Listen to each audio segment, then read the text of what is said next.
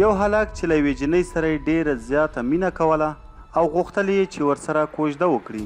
له کوژدې مخکې یې له ځان سره فکر وکړ چې لومړی باید له خپلوانو څخه پوښتنه وکړم چې دا جنۍ څنګه ده، ځکه چې زما د ژوند مسله ده.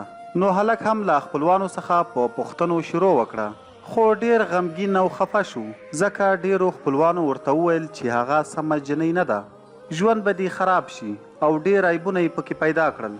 هلک ډېر خفه شو، بالاخره له ځان سره یې تصمیم ونیول چې نکاح ورسره ونه کړي او خپل د کلونو له مینې څخه تیر شي.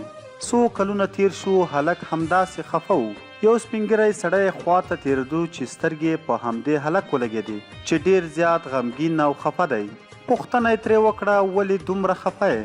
هلک هم خپله ټوله قصه ورته وویله. سپینګیري سر وخوځاوه. سپینګیري ورته وویل ډېر کلونه تیر شوي، اوس به هغه جنۍ هم واده شوې وي، نو ته تر کومه به یوازې یې او داسې ژوند به په تیارو کې تېروې؟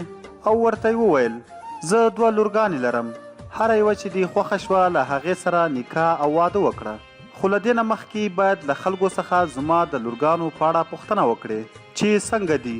هلک وویل سمه ده. هلک بیا له خلکو څخه د نجلۍ په اړه پوښتنې شروع کړې. خلکو وویل دوی ښې نه دي، نه ښایست شته او نه اخلاق. هلک بیا ناامیده شو. څو ورځې وروسته سپینګیري سړي هلک خپل کور ته میلمه کړ. کله چې هلک ډوډۍ وخوړه نو ویې ویل چې لورګانې دي نه ښکاري. سپینګیري سړي په خندا کې ورته وویل زه هیڅ لورګانې نه لرم او د خلکو خبرې هم داسې وي چې څوک یې لیدلی نه وي، په اړه یې قضاوت کوي، په هر چا پسې دروغ خبرې کوي. حال دا چې زه هیڅ لور نه لرم، خو تا ته یې دومره خبرې کړي دي. د هلک په سترګو کې هم اوښکې راغلې او ویې ویل ما د خلکو د خبرو په خاطر خپله مینه له لاسه ورکړه. سپینګیري سړي ورته وویل که مینه یې له زړه نه در سره کړې وي نو اوس به هم ستا په انتظار وي. او هلک د دې خبرې په اورېدو سره ژر پاڅېدو او هغه ښار ته ولاړی چېرته چې هماغه نجلۍ اوسېده. هلک ورغی، جنۍ یې ولیده او ورته یې وویل ما وبخه، زه د خلکو خبرو ړوند کړی وم. د نجلۍ سترګو کې اوښکې راغلې او ویې ویل ومې بخلې ځکه چې زما مینه هم د زړه نه وه او ما ستا عیبونه ونه لټول، خو زه پوهېدم چې ته به یوه ورځ ضرور راځې. زما په خپلې مینې دومره باور و.